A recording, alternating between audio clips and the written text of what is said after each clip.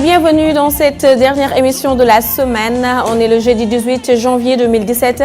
Amis téléspectateurs, bonjour. Ravi de vous retrouver. C'est toujours un plaisir de partager avec vous ce plateau, partager avec ñi nga xamante ñoom ñooy présenté li nga xamante ne moom mooy rubrique yi comme ni ma ko waxee nag tey moom mooy émission bu mujj ci semaine bi ba tax na daal dañ ko nar a neexal mu dem ndaxte nammantigu bi gën a neex noonu lay demee alors ñu daal di rek dem ci li nga xamante ni moom mooy sommaire bi actualité dinañ ko am ak Passane Seck invité grand format aujourd'hui ce sont les syndicalistes donc ñoom la ñu invité ci plateau bi Kader avec son invité Cheikh Ahmed Tidiane Ba nekk marabout moom tamit dinañ waxtaan ci li nga xamante ni rek moom moo jëm ci rabu kër wala këru rab bu mu ci mën a doon rek man ni ma ko comprendre ah këru rab c'est comme ça voilà nañ ci waxtaan bu ñu ci jógee nag bon sport ak Ndaté ñoom ñëpp ñu ci plateau bi nañu teew ci plateau bi mais aussi suñu artiste du jour ci kanam tuuti ce sera à la deuxième heure alors sans plus tarder di remercier bu baax a baax Rasoul ci réalisation bi Bas ci son bi mais aussi cadre yi nga xamante ñoom ñoo nekk ñoom ñoo nekk di defar image bu nice yi ngeen di gis ñu ngi leen di jaajëfal bu baax li nga xamante moom mooy équipe technique bi production bi Jussi alors jàll nañu ci suñu vidéo du jour Youssou Ndour wiiri wiiri morceau boo xamante ne morceau bu neex la. classique voilà. neex trop nag waaw man neex na ma trop Assane lan nga def. c'est Youssou waaw ça va. ñu ngi lay nuyu bu baax bismillahi rahmaani rahim moom lañ tàmbale mooy mbir mi ñu ngi nuyu bu baax ñi seetaan ñëpp di wax ginnaaw bi ñu santé borom bi jul Seydina Muhammad sallallahu alayhi wa sallam dañ koy ñaan mu saxal jàmm Sénégal yëpp nekk ci jàmm naataange xel yu dal ñaan yàlla dund ak mucc bu rafet. di nuyu suñu gan bi monsieur Bakhoum toogal fi waa SAEMS voilà di nuyu Abdou Khadre ak suñu gan bi Cheikh Ahmed Tidiane Ba ak équipe technique bi yëpp di wax bismillahi rahmaani rahim. d'accord alors Kader namoon nañ la yow tamit. waaw mais si maa leen raw di am mbégte trop. dellu si waat àndaat ak yéen. di la nuyu sunu gan yi fi nekkal mais aussi Passane ak Cheikh Ahmed Tidiane waaye tamit du nuyu téléspectateurs yi nuyu Sénégalais fu waay mën a nekk di bàyyi xel li nga xam ne rek mooy seen émission. 12-14 ci waxtu bi gën. dekki nga tey bu baax. waaw alhamdulilah defar na nit ndekki bu baax. waaw def naa ay yëf. waaw madame defar na. waaw def na yooyu noonu. waaw tu es en forme. waaw def na li mu war a def. macha allah Kader est en forme. macha allah. très bien kontaan naa alors. suñu invité préciser ko nag loolu reste à voir après incha allah. non c'est juste spontané. waaw moom envie rek xam tey Kader naka la def xam nga des fois day am jour yoo xamante ne mooy loolu. donc. waaw tey macha allah. macha allah je suis en forme ndax namoon naa leen trop. ah ñoo la raw yow tamit Kader ñoo la raw foofu sa invité di Cheikh Ahmed Tidiane Ba ñu nuyu ko sëñ bi ñu ngi lay nuyu. ñu ngi lay fay alhamdulilahi wasalaatu wasalaamu ala sayyidil awwalina wal axirin gannaaw bi ñu sante yàlla julli ci Mawlana rasulillahi sallallahu alayhi wa sallam comme ni ko suñu mbokk mi ubbee di ñaan yàlla jàmm ci réew mi ndaxte jàmm lépp si la xaj. jàmm jooju yàlla na ko yàlla saxal mboolem xeetu yonente bi fu ñu mënta nekk ci kaw suuf. di am mbégte bu baax ci teew ak yéen ci plateau bi di ñaan yàlla lépp luñ fi naayoo wax. yal nañ ci yàlla defal tawfiq ñi koy déglu ñu am luñ ci dégg loolu jëriñ leen. bi jaahi mawlana rasulillahi sallallahu alayhi wa sallam. allahumma amin on a un autre invité grand format wax naa ko léegi di Tamsir Bakhoum bokk ci SAEMS di syndicat autonome des enseignants du moyen secondaire du Sénégal donc monsieur Bakhoum ñu ngi lay nuyu. Assietou maa ngi lay fay. maa ngi nuyu sa confrère yi ma bokkal plateau bi. oui Pa Assane. sëñ Kader ak seen suñu su baax ñu fiy dajal. ci turu secrétaire général national SAEMS. ak ci turu jàngalekat yi nga xamante ne ñoo nekk ci suñu organisation syndicale. wante nga permettre ma rek ci turu jàngalekat yi comme ni ñu ko defee démb dem Touba. ñu ngi yëkkati njaalu jàngalekat yëpp teg ko ci waa Sénégal. ginnaaw bi nga xamante ne xalifa bu tedd wa sëñ Sidi Mokhtar le grand rassembleur le médiateur social. jóge na fi loolu taxoon sax démb ñun ak waa CUSEMS si ñu defoon benn délégation bu am solo. demoon seeti sëñ Bass Abdou Khadre ak xalif général bu bees bi sëñ Mountakha Bassirou ñu koy ñaan mu yàgg fi lool pour dem yóbbu ko jàngalekat yëpp wante aussi présenté ko li nga xamante ne mooy suñu situation bu bees bi maa ngi lay gërëm di sant di ñaan borom bi subhanahu wa taala mu dimbali ñu def lépp lu ñu fi wax rek mu nekk la xam ne njëriñ nekk ci biir Sénégal ak ci njàng ak njàngale jërëjëf. Amiin. Alors on va enchaîner ci suñu rubrique actualité ak Paasan ñu njëkkee ci décision wu président de la République Macky Sall te jëm ci rek côté coupe bois bi Macky daal di décider ne ñu bàyyi li nga xamante ne rek moom mooy autorisation yi ñuy joxe Paasan ndax yaakaar nga ne boobee décision dana tax sénégalais yi nga xamante ñoom ñooy def li nga xamante moom mooy couper bois bi ñu daal di koy respecter. On salue la décision du président de la République. jàpp nañ ne lu baax la mais on dira toujours que l'État du Sénégal réagit. Et on souhaite qu'il agisse en amont pour que ñu bañ a egg toujours ci des décisions d'émotion yoo xam ni voilà dara xew na ñu jël ko. li mu bëgg a wax rek mooy Casamance moom lu fa xew lu ne. defe naa kenn du am information ba dab nguur. lu fa xew lu ne nguur gi moo ñu ko gën a xam. li ñu war a wax kay mooy te jàpp naa ne du Sénégalais yi nii ñooy dem di dagg bant yooyu. dagg bant nii taal mat loolu du dara mais industrialisation du bois bi tax li fi Mame Mactar wax dem la dernière fois bi tax ay ñoo xamante ni duñu ñu ndaw. ñu ay kilifa yu mag yuy liggéey ci loolu yoo xamante ni dañu am ay liens sur le plan étranger bois bi ñu koy jël doon nañ ko wax ci jamono Yaya Jammeh muy jàll Gambie di jaar ci géej gi et cetera. Tous les services de renseignement de ce pays xam nañ lu xew foofu ci exploitation bois bi donc buñ ne tere nañ ko ci territoire bi yëpp c'est bien mais li gën a am solo mooy bois boobu di génn di dem Asie ak feneen nguur bi na fexe ba frontières yi bañ a poreuse fexe ba ñii di def deal yooyu ñu bloqué leen mais aussi en le faisant dans le sens le plus participatif qui soit mooy il faut que l'État du Sénégal travaille avec les populations de la Casamance. Et pour travailler avec les populations de la Casamance, ça peut pas être compliqué, mais ça ne l'est pas du tout. La Casamance, on a vu la dernière fois, a un souci économique, comme tout le Sénégal. Dafa di nag foofu géographiquement dafa ubbeeku vis-à-vis des autres frontières moo ñu indil jafe-jafe yi ñuy dund yëpp borom xam-xam yi wax nañu crise casamançaise naam gaa biir Casamance waaye ma nga déparé ci biti ñëw dugg influence et cetera mais nguur bi na fexe. Population casamançaise yi économiquement Casamance da nga koy stabiliser économiquement les gens pensent que dañuy war a jël armée song xeex gis nañu d'anciens rebelles c'est dans les médias yuy menacer soi-disant retourner dans le maquis si jamais nangam parce que il faut pas aujourd'hui ñu jox ñu cette impression que Casamance dañu war a dem jël armée bi wàcc attaquer ko c'est vrai qu'il faut pas négocier avec peut-être ki nga xamante ne nekkul dans la bonne voie par contre ki nga xam nekkul dans la bonne voie lu ko waral frustration révolte wax nañ ko fi bu yàggul nekk ci jamonoy Senghor le bêtisier le plus gros bêtisier bi ñu def ci jamono boobu mooy dem fekk les populations de Casamance li ñu tàmm rek cette politique politicienne là du tey tàmm nañ ko mooy falu nañu décision bu leen neex jël dem fekk suufu jàmbur ya jël comme ni ñu ko defee si Diamniadio defee ko Tëngéej ak feneen ñooñu nag ñoom am seen fulla réagir ci beneen façon léegi nag boo bëggee régler problème yooyu frustration ngay régler frustration yaa ngi koy régler ci nit bi bu xëyee suba mu xelam dal l'aspect névrosé là di wàññeeku pour que mun a am xalaat bu rafet ak yéene bu baax donc État du Sénégal sur le plan économique na fexe ñi nekk dans le besoin bay dem di liggéey ci bois bi dootuñ ci nekk loolu mooy sooklu jàmmi Casamance. Mais est-ce une confirmation ci li ñu doon wax ne coupe de bois bi moo waral attaque bi parce que y a eu des spéculations y a eu enquête dégg nañu aussi ci enquête bi ñuy wax ne jàpp nañ ñaar nit un homme d'affaires enfin visé nañu 2 personnes un homme d'affaires boo xamante ne y a un Sénégalais bu muy liggéeyal fii un homme d'affaires suisse sax la ñu wax est-ce que da nga jàpp ne bu jëlee décision boobu noonu ci conseil des ministres confirmation la que cause assassinat yooyu noonu c'est le bois. Plus ou moins oui mën nañ ko dégg rek la laaj mën nañ ko déggee noonu parce que quoi qu'on puisse dire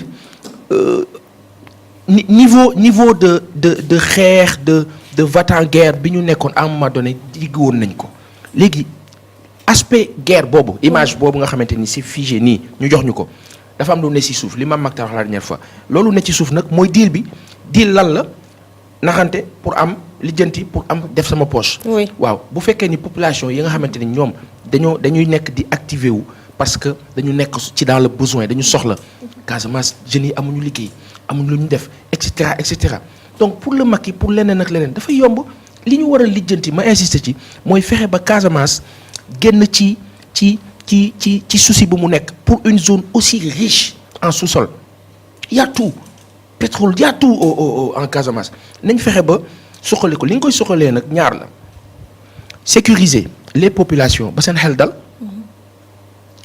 sécuriser les frontières ba du nekk ay frontières poreuses trouées daal di nag tuur fa xaalis bu bare. xaalis bu bare boobu da nga xam nga boo koy tuur foo koy tuur doo ko tuur ci ay groupe da nga koy tuur ci population bi seen xel dal bu boobaa coopération population état du Sénégal day gën a yomb.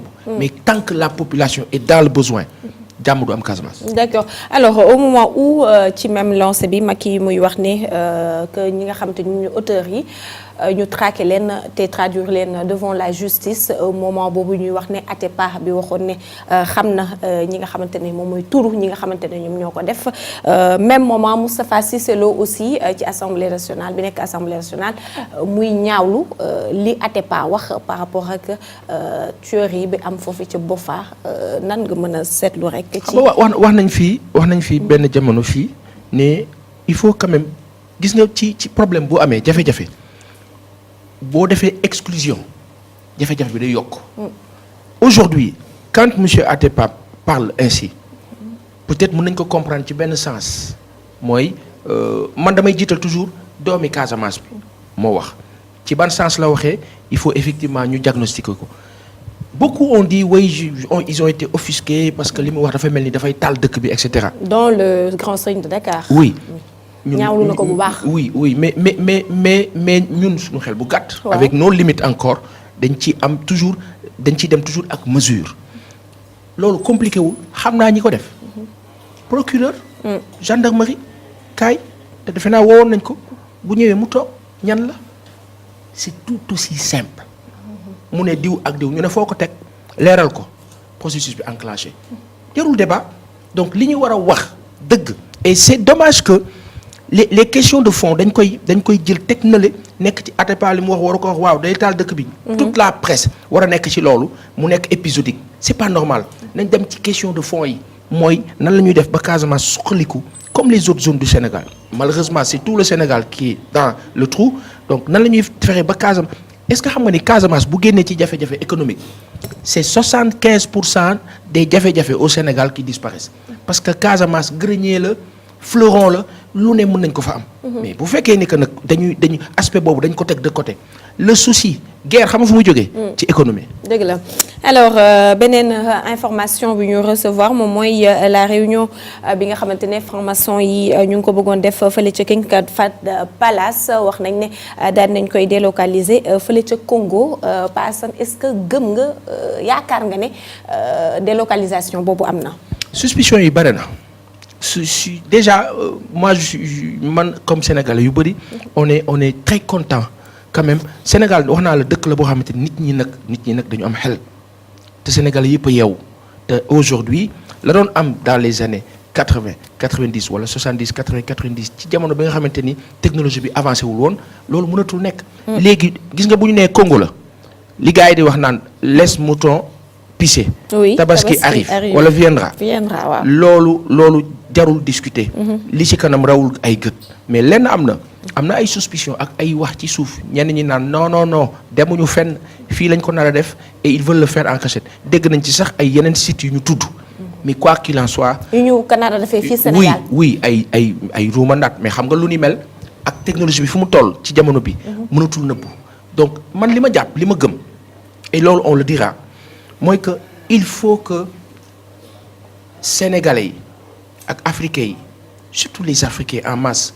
am fulla ak fayda bu toll ni francisation colonisation c'est révolu nos dirigeants africains génne seen xel patriarcat aspect paternel la France il faut ñu dindi ce complexe ñu décomplexer ko pour que ñu mën a def face aux réalités dafa li woon wonni na ñoom soi-disant c'est des organisations ku nekk nag libre nga bokk fu la neex def lu la boo neexee sax nga taxaw nekk athée am nga ci droit mais xam nga lan moo dul yoon athéisme bi damay fexe mu am massification loolu boo ko defee da ngay jàkkaarloo ak nit ñi les Sénégalais ont réagi te nag ñun duñu ay bàyyi ma ñun que nitu dañoo am même bu suñu diine matul ay jullit lañu nag kenn mënuñu def leneen.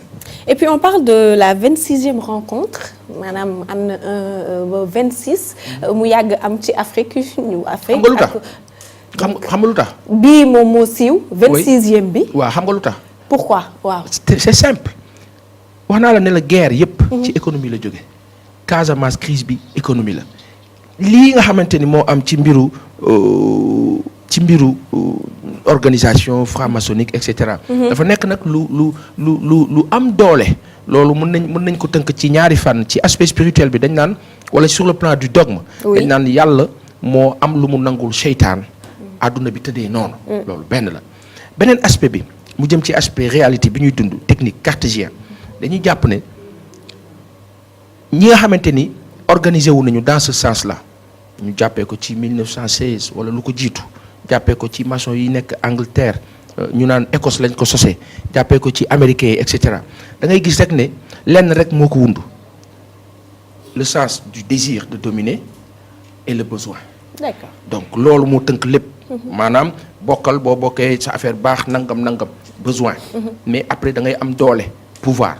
loolu nag moo wundu li xew nii yëpp am na nag léegi ñuy résister ci loolu mooy ñi nga xam ne dañoo nekk ci yoon bi jàpp ne yoon bu baax bi mooy yoonu diine bu dëggu muy catholique bi di jullit bi les religions révélées monothéistes qui refusent drastiquement et catégoriquement cet aspect satanique là.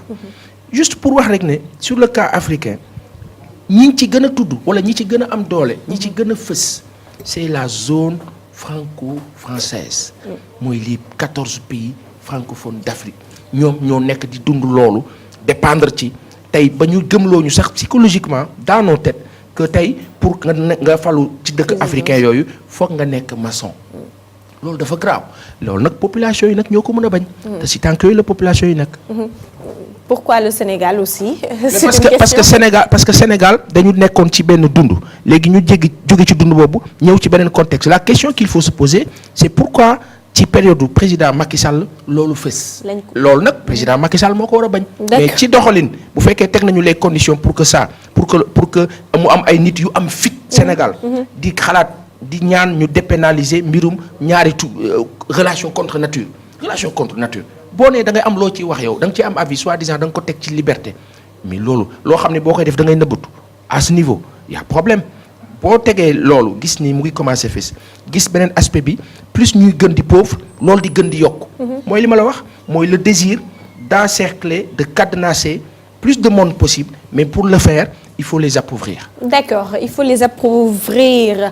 Dernière information moom mooy les 10 millions fële ci Assemblée nationale député yi di ci wax bu baax a baax alors Pa Assane Seck boo mënee revenir ci lu undu 10 millions yi. waaw monsieur Sonko Ousmane moo def révélation bi rentrée indemnité de rentrée 10 millions pour chaque député je pense que lu ni mel daan na amaat nangam ak nangam et cetera léegi nag dama la wax ne la information bi dafa gaaw. données yi dafa changé te contexte yi nguur day def suivant contexte nguur du def suivant lépp luy profit bu jëm ci moom. mu ne c'est normal lépp luy profit bu jëm ci enseignants yi wala jëm ci médecins yi wala keneen ak keneen mu ne mënaguma ko loolu mooy indi lii. alors quelqu'un comme Sonko qui lui se bat depuis le début jusqu'ici par rapport à ces relations de contrefaisance entre guillemets wala à la limite inélégante écoute il réagit il donne l'info donc tey. su fekkee ni que Sénégal ñu ngi dund jafe-jafe yi ñu toll nii ak fi dëkk bi toll ak coow li même sur le plan politico-politicien damay jàpp ni nguuru président Macky Sall bi link ak législative bi waroon nañ mën a am beneen gis-gis wala beneen façon de faire bu romb loolu. waxoon nañ fi jabaru ambassadeurs yi. 500 000 francs pour ku nekk ci ñoom. après ñëwaat ci lu ni mel pendant ce temps on fait comprendre au corps enseignant ak ñeneen mënaguñ ko def. Pendant ce temps, la présidence part de 73 milliards l'année dernière à 85 milliards bi ñu ci tëggee ginnaaw bi ñu ci yokkee 15 milliards ak yeneen finalement on a envie de se dire on se moque de qui duñ ci wax sax lu bari day mel ni yabaate ak narguer des populations léegi nag information bi génn na xamu ñoom nañ lañ ci taxawee rentrée indemnité de rentrée wala indemnité moo xam nu ñu ko mën tuddee yaa ngi door a agsi dañ lay indemniser pour que nga mën a installé wu on le fait pour les ministres ak ñeneen coût de fonctionnement wu état du Sénégal en général moo sonal Sénégal moo asphyxié Sénégal boo ko boolee ak organisation financière internationale yi pression bi ñuy teg nga boole ko ak li nga xamante ni mooy les sociétés étrangères qui eux pullulent dans nos contrées se développent gagnent de l'argent prennent et partent.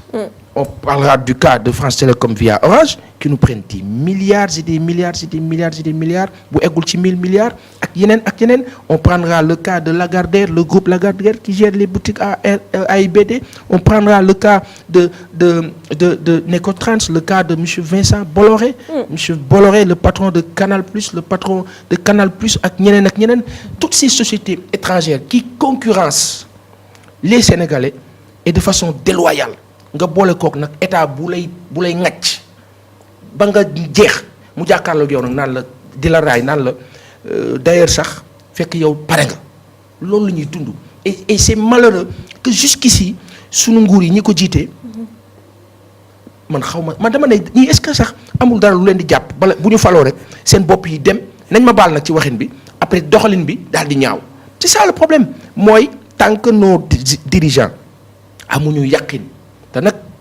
ñun de amuñu diine. amuñu xam-xami diine dañoo judd ñu yar ñu ci diine ñuy jàpp di julli xamuñ nag fan la ñuy yem yàlla mooy valider.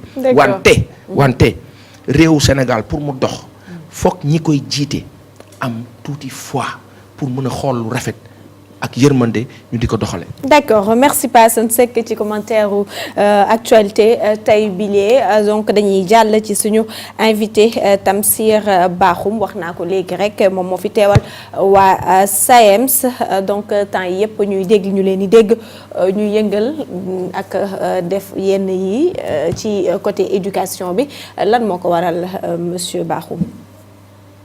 Merci Assietou. Bala mooy dugg ci question bi permettre ma présenter condoléances au syndicat autonome des enseignants du moyen secondaire à la population casamançaise ou bien sénégalaise d'une façon générale suite au massacre de Bafouta.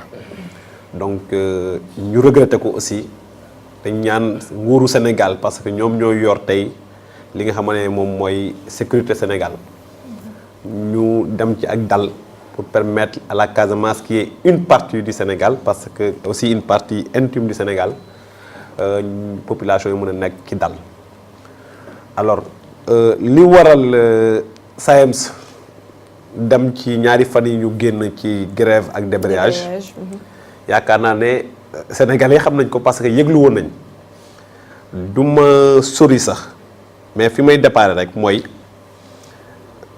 dañoo déposé benn préavis de grève le 11 décembre 2017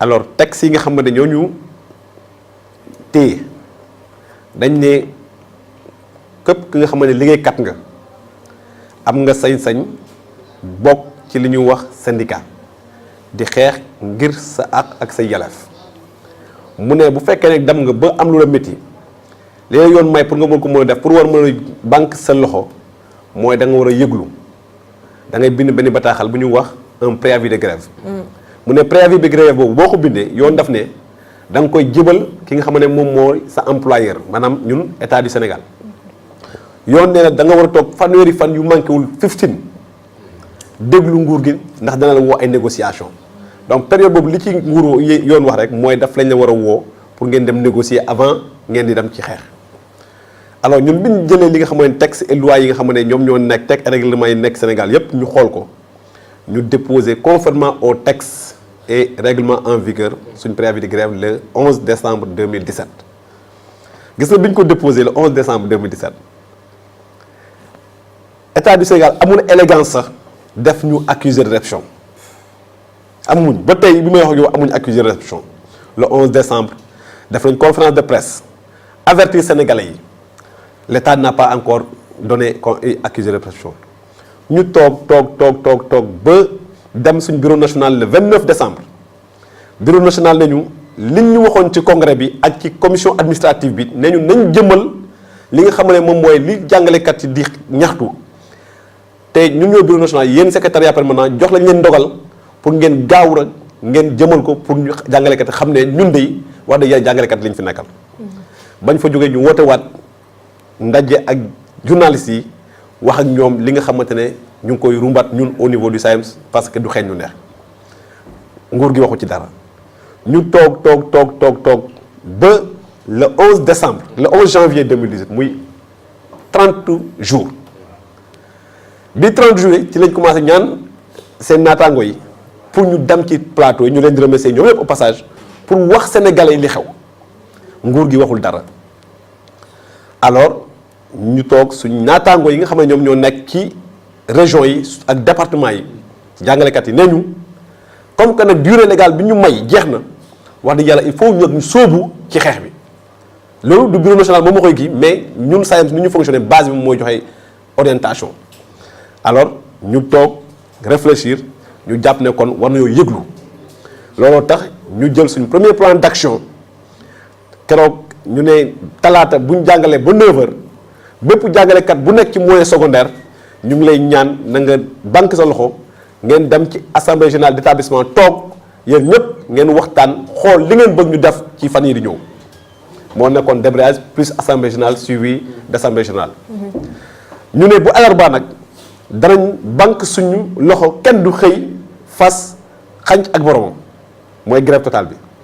ñuy rafetlu nag suñ naataango waa CUSEMS liñ def parce que ñoom bi ñu xamee ñoom commencé woon nañ ñu gis ne école bi pratiquement bloqué wutoon SAEMS ñëw di dem waa bureau national du CUSEMS wax seen naataango yi ne xeex bi waa SAEMS sumb suñu xeex la ñun ñëpp nañ ànd bokk ko ñun ñaar kon waa SAEMS ñun ñu ngi rafetlu ci turu secrétaire général ak bureau national li nga xamante waa CUSEMS def nañ ko léegi nag. biñ commencé xam nga am na ku ko wax léegi l'État est très bien renseigné biñ defee débrayage bi parce que ñun dans tous les établissements du moyen secondaire au Sénégal partout qu'il soit lycée et collège et centre de formation professionnelle boo fa demee lu mu dee da nga fa gis ñetti nit yi nga xam ne SAEMS lañ bokk. gën ngaa gàtt kon ginnaaw débrayage boobu État du Sénégal jot na ne ci établissement moyen secondaire Sénégal yëpp y avait des cours qui ont été fortement bloqués. ci la ñu ne am na rencontre ak ministre de la fonction publique ci ngoon sax lañ dégg ne premier ministre dana woote ajjuma xam nga loolu li nga koy jàngat rek que toog fanweeri fan ne la woo ñu taloo ñu ba ñu commencé perturber le système éducatif nga profité ne da ngay woote pour quelle raison peine perdue c'est peu état bi njàng ak njàngale ñoom mieux vaut tard que jamais quand même parce que aussi bu dee woote na rek malgré que def ngeen li nga xamante ni moom mooy seen premier plan d'action woote na pour li nga xamante ni moom mooy waxtaan bi lan moo fa undu. assiette bu dee yàlla moo tax ñu wax rek. woote nañ parce que il fallait que ñu bluffer les populations sénégalaises xam nga nag Sénégal. dama ne la woote boobu dañuy bluffer rek. non c'est du bluff xam nga lu tax. waaw. dañoo ñëw fii gis nga li ma lay wax nii danaa reculer tuuti nga may ma reculer tuuti. la phase 2012 parce que dama dégg bu benn député muy wax ay phase Abdoulaye Wade Abdou Diouf dañoo passé foofu. gis nga Abdou Diouf sénégalais ñoo ko joxoon nguur dem ba ci biir sénégalais xam ne liñ doon xaar ci moom wax dëgg yàlla mënatu ko ñu jël ko dégagé ko. ñu jël Abdoulaye Wade am lu mu fa def ñu dem ba ci biir sénégalais ne yow li nga defoon wax dëgg yàlla gis nañu mënatoo dem ñu ngi dégagé ko. Abdoulaye bu nekkoon sénégalais doon toon duñ ko waxati donc tout ce qu'il avait fait de mal comme de bien loolu wax dëgg yàlla. on pensait que suñu ñëwee Abdoulaye dootoo ñu Macky Sall yow yaa ñu doy ak sa nguur Macky Sall devait rectifier kon su ma déggee ministre wala benn président wala quoi qui qu'il puisse être mu naan Abdoulaye Wade wala Abdou Diouf vraiment ces gens-là ils n'ont pas la quiétude qui est au niveau de la tête des Sénégalais benn. deuxièmement damay ñëw donc pour vous dire que man ay question Abdou Diouf ou pas xam nga lu tax gis nga 2012 bi ñuy grève Macky Sall président candidat moo ñu taxaw mënuñu amatu leen interlocuteur ñun ñëpp ay candidat leen bàyyi leen. may leen ma bu may faloo danaa fexe ma toog wax ak yéen xool li nga xam ne mooy seen problème may saafara ko. loolu la def. maa ngi ñëw jàngalekat yi sax dañoo mere woon ci année boobu 2012. bi ñu ñëwee gis nga li Abdoulaye Wade defoon yëpp ak ñun daf ne lii Abdoulaye Wade daf ko waxoon rek pour wax pour neexal leen wante mënu koo def léegi nag li ngeen jàppoon Abdoulaye Wade yëpp dañ koy jëlaat à zéro ñu reprendre lépp ñu waxtaan ñu dem waxtaan 2012 ba 2014 ci 2014 lañ signé le protocole d'accord boobu keroog ministre de la fonction ministre du travail Mansour Sy ak moom moo taxaw mu ne devant vous que nous venons de signer avec les syndicats d'enseignants des accords réalistes et réalisables. mooy accords ya nga xamante ne ñu ngi tey tënk nañ ak jàngalekat yi la nga xamante ne xel nangu na ko te nit mën na koo def. 2012 2014 2015 c'était le 14 si je me trompe février 2014 ñu toog ba 14 février 2015 ci lañ commencé yëglu bi ñu yëgloo indi grand cadre ñëw di xeex di Sénégal président premier ministre kenn ñoom waxul dara ci li nga xamante ne la jàngalekat yi doon. il a fallu may ma mën terminer foofu rek. c'est important ce que je dis parce que gis nga Sénégalais aussi il est beau ñu xam cette affaire là parce que suñu boo profité Sénégalais ne savent pas gis nga bi ñu profité dem ci grève bi école bi bloqué wu ils n'ont rien dit il a fallu que ñu dem ba ñu xam ne dañ dem ci année blanche xam na année blanche dafa grave pour Sénégal parce que la France menacée li moo am menacé keroog premier Macky Sall président de la République bi boo seetee conseil des ministres décentralisé bi mu doon def Kaffrine fa la jëlee décision daf génne benn décret ba nga xamante ne sax dafa jooytu mu ne maa ngi ñaan ngeen suspendre parce que lii def naa ko alors que toute la période de janvier à mai les enseignants étaient en grève il a fallu que certaines puissances étrangères menacées président de la République doon ressaisir ñu ñëw am ñu ñaan ñu ne ok on suspend te suspension boobu keroog premier ministre dafa jógee Kédougou la jógee wàcc woote suñu ancien secrétaire général coordonnateur du Grand Cadre ñu daje ñoom primature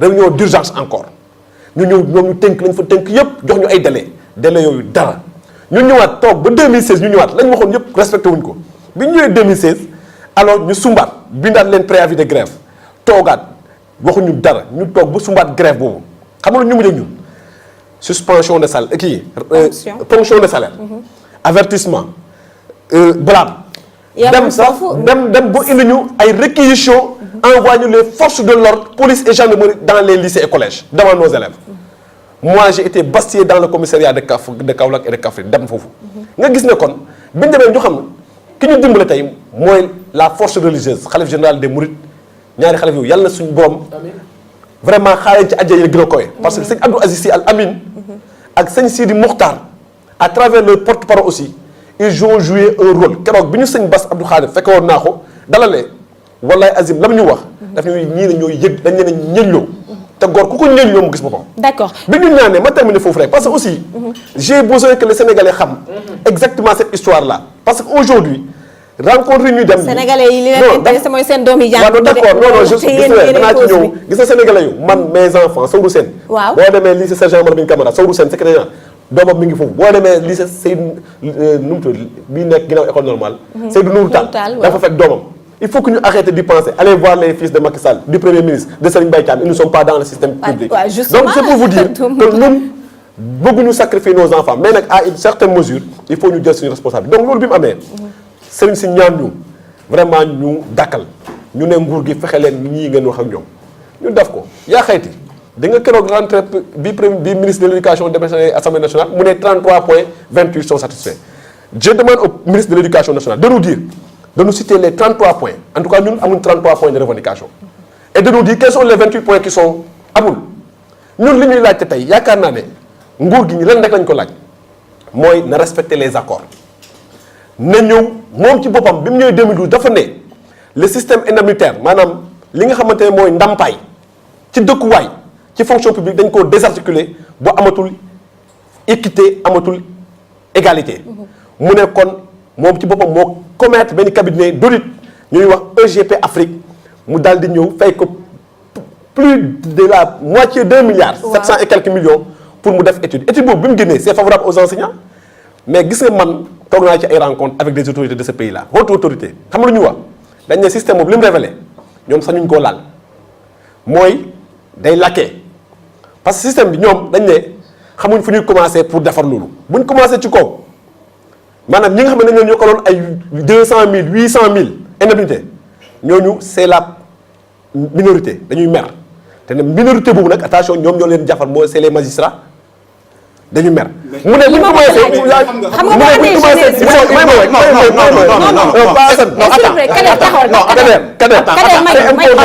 parce que li ngay def nii bu fekkee ni nga bëgg a waxee ni ci plateau bi noonu ngay waxee tamit devant les autorités waxtaan du am. ñëw rek indi sa tonu këyit ñu indi sa tonu wax ba jeexal waaw rek lañ lay wax. parce que lu ne dafa am temps lu ne dafa am tamit waxtaan dafay am ay échange bu fekkee yaa ngi wax nit ki ngay waxal da nga koy may mu tontu la. nga wax mu teg ngeen teg. surtout que sax dañoo am mais bu ñu demee ba fi mu toll nii ngeen ni fii yow toog bi mënoo ñoo may ñu wax dañ la bàyyi nga wax ba sonn. beneen bi mooy bu ngeen demee devant les autorités aussi waxtaan amul wax du am. te nombre de points yi ngeen wax 28 wala 30 points c'est-à-dire que yéen lan ngeen di laaj. en fait est-ce que yéen demoo leen ba réer ci li ngeen di laaj ndax tamit loolu amu ci parce que fi mu toll nii bu ñu xoolee système éducatif actuellement dafa mel ni dafa taxaw doxatul tey jii la étude bi gën a yàqu gën a bon xale yu ndaw xamatuñu dara. yéen a ngi laaj li ngeen di laaj yëpp lan la lu passé xaalis lan la en fait. Je vais faire une précision très simple. Je pense que dans le cadre d'une discussion comme ça et là je le fais à l'endroit de mon confrère et ami Abdou Khadre nañu leen déglu ñu daaneel bu ñu daaneelee ñu xam fan la ñu jëm li nga koy laaj ci la doon dem na àggale ñu xam fu mu jëm. non mais pas ça. su fekkee li mu wax dafa dañ ci bàyyi ko mu àggali amuñu temps. merci Kader Kader merci de la question danaa ci doon ñëw mais xam nga dama ne la ñun wax dëgg yàlla dañ ñoo am lu ñu yen ñun bu ñu toogee dañuy déglante mais nag comme que dama ñëw fii war a wax ak sénégalais bi nga xam ne mi nga ba fongole mi te day dégg xam nga tey li ngeen ñu may ni occasion la ñu leen ciy gërëm gis nga l'État il est très fort en communication. vous dafa aussi non dafa na tey ñun bu ñu war a ñoo lee sénégalais xam nga dama la wax sànq rek ma ne la loolu yëpp bu amee defuñ ci dara ñu ñëw ba fii wax dëgg yàlla date yi ñun joxoon yëpp dañoo dépassé ñoom seen bopp date yooyu maintenant lu ñuy laajte xam nga ci protocole d'accord bi dafa am point yu ñu fa xam ne dañ koo signé woon gis nga bi ñu ñëwee le PV du 31 mai 2016 keroog bi ñu bëggee radier tout ça alors président de la République dafa jox ndogal premier ministre ne ko sur la question de l'indemnité de logement il faut ñu woote si dañuy woote ñu toog waxtaan woote boobu tey amul ñun lu ñuy laajte dañ ne dama lay wax benn par benn parce que souvent dañu naan xaalis c'est vrai que toute question tey au Sénégal est à incidence financière amul lenn lu ñuy laaj te amul incidence financière mais bu ñu nee recruter des professeurs kooku xaalis la aller dans les lycées et collèges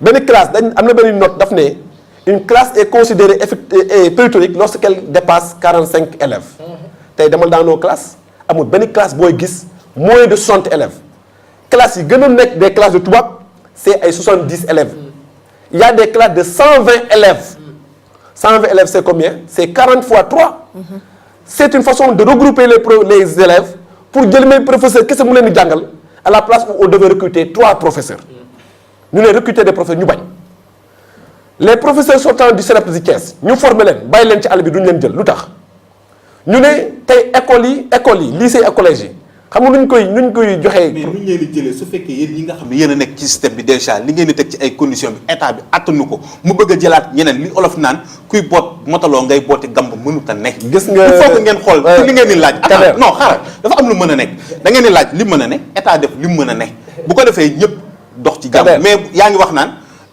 élèves yi nombre yi fa nekkuñu Europe nekkuñu Amérique nekkuñu feneen li pas Assane di bañ dégg. Afrique lañ nekk Sénégal lañ nekk. ni ngeen bëggee système bi doxee xëy na gaayuwul noonu mais ñun parents d'élèves li ñuy ñaan mooy suñuy doom. jàng génn ci ñëpp nekk ci jàmm mais chaque année revendication c'est dañoo dem ba sonn en fait comprendre tuñu.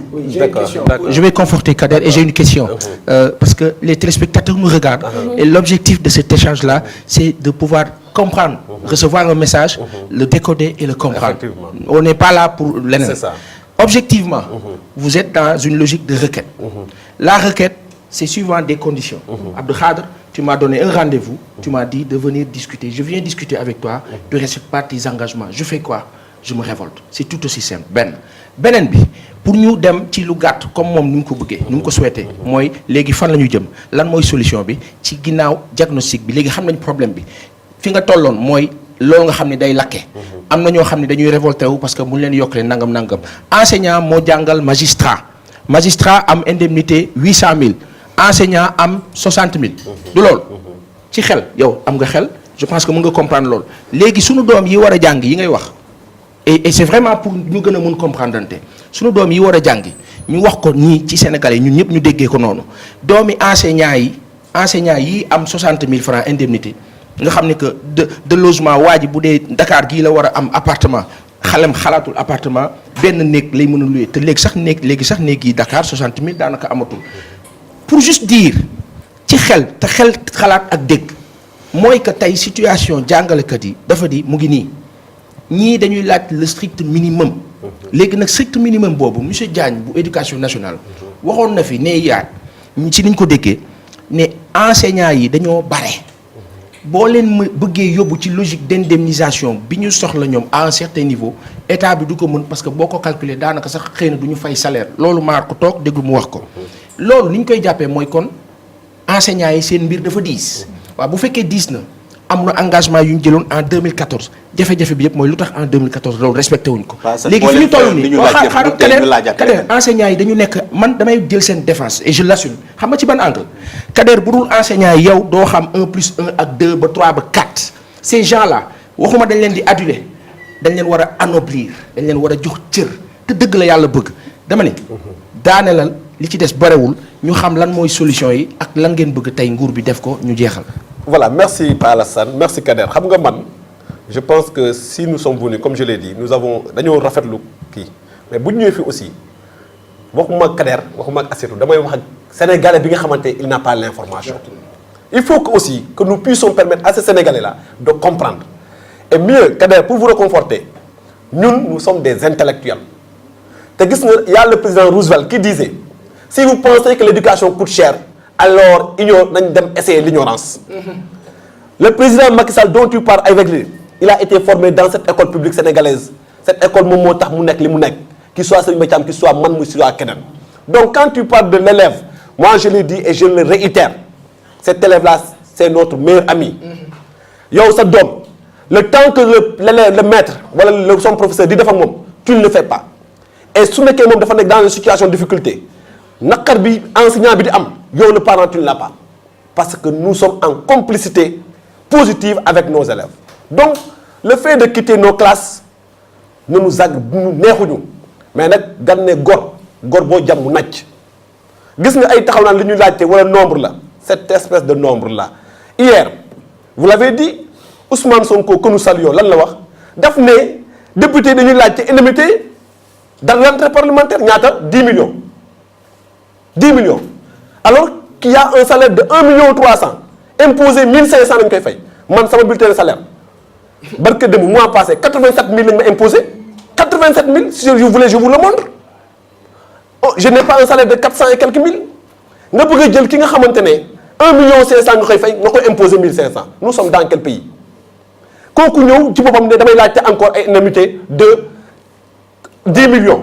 de rentrée non maa ngi ñëw même. est-ce que nekkoo leen di xool li ëpp li nga xam ne moo di seen niveau Kader d'accord ngeen am. Kader ñooñu du suñu niveau parce que Sénégal fi mu toll nii ku nekk xam ne enseignants yi ñoom ñoo ëpp ci corps yëpp. Kader c'est pas dem rek da ngay gis ni enseignants yi ñoo ëpp. que ce soit santé bi ñi ngay lim ak procureur yeeg magistrat yeeg député yeeg ñëpp enseignants yi mën leen quadruplé. Kader moi je vous invite à aller voir les textes qui régissent la fonction publique parce que aussi la fonction publique est régie par des textes gis nga textes yi dama lay wax jusqu'en 2000 je te donne le gouverneur le magistrat et le professeur d'enseignement secondaire.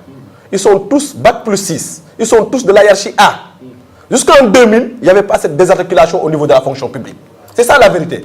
C'est parce qu'à un certain moment donné, le pouvoir politique a senti que dafa gëm ne kii mën na ma jàppale pour su ma bëggee def ay njaaxum ñu jàppale ma si ma yokkal ko indemnité 800 000.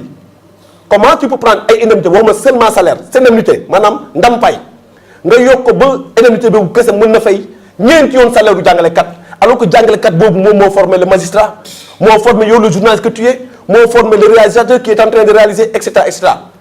alors accusé magistrature bi que day. non je n'accuse non parce que boo nee indemnité ndax bu ñu bëggee. on va passer man la question que je voudrais vous poser monsieur Bakhoum moom mooy ñu ngi dégg circulaire yoo xamante ne ministère de l'éducation mu ngi koy jàllale ngir rek ñu recenser grévistes yi est-ce que yaakaaroon ne rek ne loolu menace la ci enseignants yi nga xamante ne ak syndicalistes yi nga xamante ne ñu ngi grève tout le temps. mais xam nga ñun nous sommes des légalistes. et loolu dama koy wax les enseignants souvent dans notre page Facebook SAEMS officiel lañ koy wax.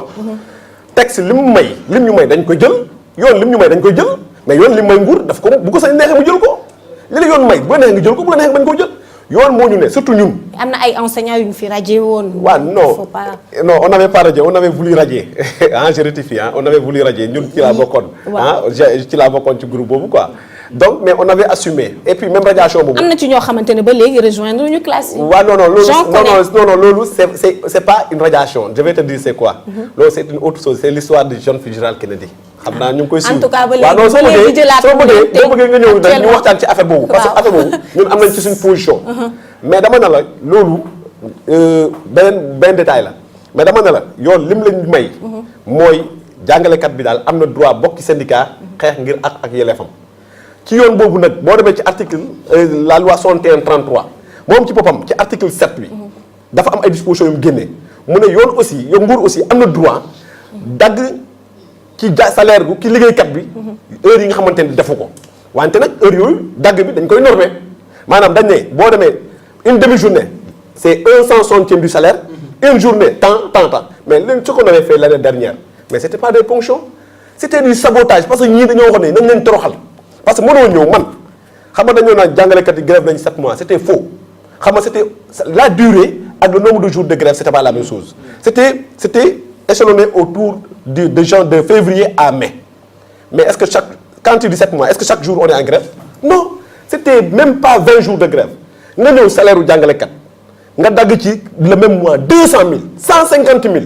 Quand tu vas à la législation, légiférer, ponction sur les salaires, les gens là avaient dépassé les normes. Mieux, quand on parle de réquisition dans la fonction publique, il y a dans les conventions signées internationalement, il y a des corps qu'on ne peut pas réquisitionner. Et les enseignants en font partie. Parce que dans le corps des enseignants, nous avons occupé des postes d'administration, nous avons réquisitionner. Comme les proviseurs, les censeurs, les internats, etc. Mais l'enseignant crémé, on ne peut pas le réquisitionner pour le texte. Mais ils l'ont fait envoyer des forces de police. Si on respectait nos élèves, élèves, professeurs de Djangalé, nous avons fait grève, nous avons Djangalé. Nous avons fait que classe avec policiers, nous avons fait notes. Alors on taxe des avocats, des faux avocats qui disent que la rétention nette est illégale. Ils nous montrent la loi. Indemnité de logement, augmentation de salaire. Non, on ne demande pas d'augmentation de salaire. On dégage, chaque jour, on ne demande pas augmentation de salaire, encore une fois de plus. Nous le voir. D'abord, parce que journaliste, nous respecter les accords. Deuxièmement, comme que Macky Sall, président Macky Sall, moi, on est régime émetteur, moi, logement, 3 points, il y a 3 points, ñaari points. Respecter les accords. Nous avons ci li nga xam ne mooy indemnité de logement bi ñu waxtaan ci xool luñ ci def. D'accord. La dernière question, lan mooy seen plan d'action aujourd'hui puisque ñu ngi lay déggee nii dafa mel ni kontaan na boo leen. Non, le plan d'action. Comme je l'ai dit, demain nous sommes appelés par le Premier ministre pour rencontrer le Premier ministre. Mais ce qui est sûr, il y a une commission qui va évaluer les propositions qui nous viennent de la base. Parce qu'il y a les synthèses qu'on va faire dès demain. Parce que tous les établissements du moyen secondaire, avec les sections régionales et les sous-sections départementales, envoient les PV. Le secrétaire administratif, avec l'œuvre qui nous il y aura ce qu'on appelle l'alliance Science et QSAMS pour des propositions. Ce qui est sûr, les enseignants, ce qu'ils nous demandent, c'est de continuer la lutte. Et tant que le gouvernement ne fait pas, parce que nous question ay waxtaan parce que waxtaanaat il faut mu ñu lii laa teg lii mënu ma koo def wante telle période je vous donne un exemple concret pour terminer par ça Ablaye Wade bi ñu laajte indemnité de recherche documentaire en 2006-2007 bi mu demee ñu dem ba situation bi kii mais c'est Ablaye Wade qui a appelé au palais bi mu dégloo sans parti prise dafa ne li ngeen di wax nii j'ai mis 100 000 francs sur la table. Tu sais qu'est-ce qu'il avait dit? C'était pas possible. C'est l'ancien Premier ministre Macky Sall, actuel président de la République, et le ministre du Budget qui avait dit que c'était pas possible. C'est la raison pour laquelle on avait amené cette indemnité de recherche documentaire à 60 000, 65 000, 75 000 francs. Donc, nous, par rapport à l'indemnité de logement, l'enseignant, il fait plus de 80% de son travail à la maison. Les cahiers sont corrigés à la maison. La préparation du devoir, c'est fait à la maison. C'est fait à la maison. La correction du devoir est faite à la maison. Même pour ne préparer des exercices, pour me faire le cours, tu le fais à la maison. D'accord. L'enseignant, c'est sa maison, mon bureau. Lors du temps, nous nous permettre. Jàngalekat bi boo ko indee biir Ndakaaru wala Kaolack wala feneen mu mën a am néeg ba nga xamante ne wala kër ga nga xamante ne. d'accord léegi la. non le salaire vous savez le salaire. question bi ma la bëgg dernière question bi ma la bëgg laaj ak salaire. s'il vous plaît c'est important s'il vous plaît. non waaw mais on est régi par le temps aussi. qu'on doit respecter donc xam leen ne temps moo ñu régir depuis tout à l'heure yéen a ngi def ay échanges yu mel ne lu bëri loo wax fii ci journal bi ñuy trouver information yi nga xamante ne Kader si je suis l'information di nga xam ne seen accords yi depuis des années ñu ngi répéter la même chose maintenant nouveauté bi ñun la ñu soxla aujourd'hui ak baaxu moom mi sànq mu ma koy rappeler couvrir nañ leen ba tey donc on aimerait bien avancer man li ma la bëgg laajte comme dernière question parce que vraiment temps bi tënk nañu moom mooy wax nga léegi ne yéen a ngi xaar li nga xamante ne moom mooy seen rencontre ak ministre bi waaw bu ñu fa jógee xëy na nañ la invité waat wala ñu invité ñeneen ci syndicaliste ñu wax ñu lan lañ fa àddu ak li nga xamante ne moom ngeen di continuer def comme plan d'action tudd nga léegi ñi nga xamante ne ñoom ñooy professeur yi ñu raje woon te nga ne yéen am ngeen seen position boo xamante ne am ngeen ko ci position la boobu laa bëgg a xam avant ñuy jàll ci leneen. waaw xam nga ñooñu nga xamante ne lañ leen a suspendre. c'est les professeurs du lycée Jeune Fédéral Kennedy. ñooñu ñun am nañ ci regret parce que am nañu lu ñu wax ministre bi. waaw mooy nañ leen rétablir. xam nga li tax bëgguma cee wax mooy ñoom ba ñuy dem ka leen digaloon ñu def loolu nekkutoon ñun. mais nag solidarité de corps aussi dafa am ñun SAEMS dañoo gis ne jàngalekat bu ñu war a toroxal rek. war nañoo taxaw dox ci moo tax wax nañ ministre bi ne wax dëgg yàlla ñii nañ leen defal OS ñu dem. la leen koon nag ñoom dañoo nekkoon ci xeex lañ nekkoon. comme nii rek après ñu jël leen. ne leen dañ leen affecté.